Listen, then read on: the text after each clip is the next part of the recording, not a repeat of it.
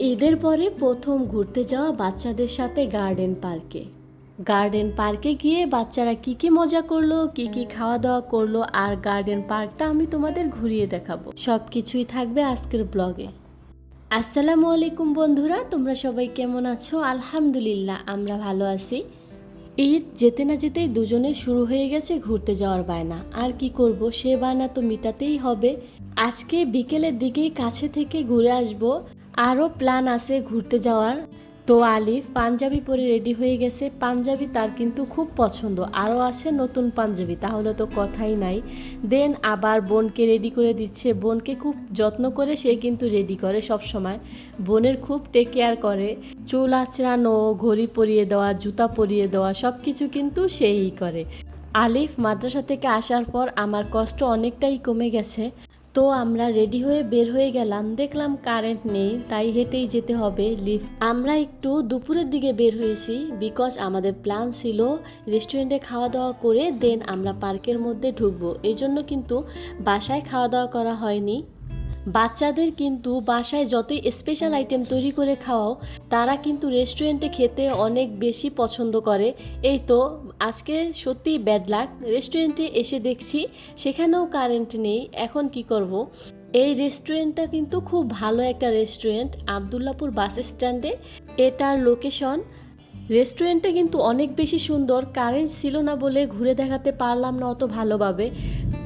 Current না থাকার কারণে কিন্তু আমরা খেতেও পারিনি।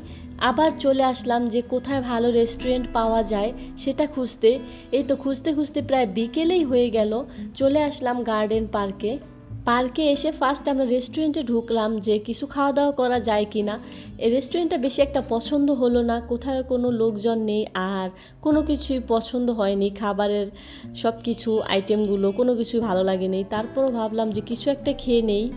তো আমরা অনেক ভেবেচিন্তে স্যান্ডউইচ অর্ডার করলাম। ভাবলাম স্যান্ডউইচ ভালো হোক আর খারাপ হোক খাওয়া যায়, বাট তাও এত একটা টেস্ট পেলাম না, ভালো লাগেনি একদমই খেতে। মানে স্যান্ডউইচ বাচ্চাদের জন্য নিয়েছিলাম, বাট এত বেশি ঝাল ছিল, বাচ্চারা তো ঝাল খেতে পারে না। ওদের খেতে খুব কষ্ট হচ্ছিল। বুঝলাম না স্যান্ডউইচের মধ্যে তারা মরিচের গুঁড়া কেন ইউজ করলো, এটা তো আমার ভালো লাগেনি। আর এরকমটা আমি আগে কখনো খাইও নি। হতে পারে কোথাও কোথাও এই আইটেমটা তৈরি করা হয়। যাই হোক, কোনো রকমে খেয়ে দেন টিকিট কেটে চলে গেলাম পার্কের মধ্যে। তবে রেস্টুরেন্টের মধ্যে বসেই পুরো পার্কটা দেখা যায়। খুব ছোট পার্ক ছিল, তবে মোটামুটি ছিল। বাচ্চাদের জন্য খেলাধুলার প্লেস ছিল। প্রত্যেকটা রাইডের প্রাইস ছিল 50 টাকা করে। তবে 50 টাকা অনুযায়ী আমার কাছে সেরকম সন্তুষ্টমূলক মনে হয়নি। তবে এটা আমাদের বাসার খুব কাছে, তাই মাঝে মাঝে বাচ্চাদের জন্য যেতে হয়, বাচ্চারা একটু ঘুরে আসে। ওরা খুব এনজয় করে, তার জন্যই আর কি যাওয়া। এর মধ্যে যে লাফালাফি করে, ওরা খুব মজা পায়, সেটার মধ্যে ওরা উঠছিল। বাট রোজাইনা খুব ভয় পাচ্ছিল, এই জন্য ও নেমে গেল। মূলত ওরা খুব জোরে জোরে লাফাচ্ছিল, সেই জন্যই রোজাইনা ভয় পাচ্ছিল, তাই ওদেরকে নামিয়ে আবার ও একাই খেললো। তখন খুব এনজয় করছিল ও। এমনিতে আমার মেয়েটা না একটু বেশি ভীতু প্রকৃতির, এর থেকে কিন্তু আমার ছেলেটা একটু সাহসী আর খেলাধুলা খুব বেশি পছন্দ করে। তারপর ঘোড়ায় একটু খেলাধুলা করলো, দেন একটু দোলনায় খেলাধুলা করলো। এই তো এভাবে ওরা খুব এনজয় করলো। দেন আমরা বের হয়ে গেলাম। এখন তো আমরা গার্ডিয়ান, প্যারেন্টস সব কিছু, তো বাচ্চাদের পিছে পিছে ঘোরা ছাড়া আমাদের কোনোই কাজ নেই। তারপর খুব গরম লেগেছিল, তাই আইসক্রিম কিনে দিলাম।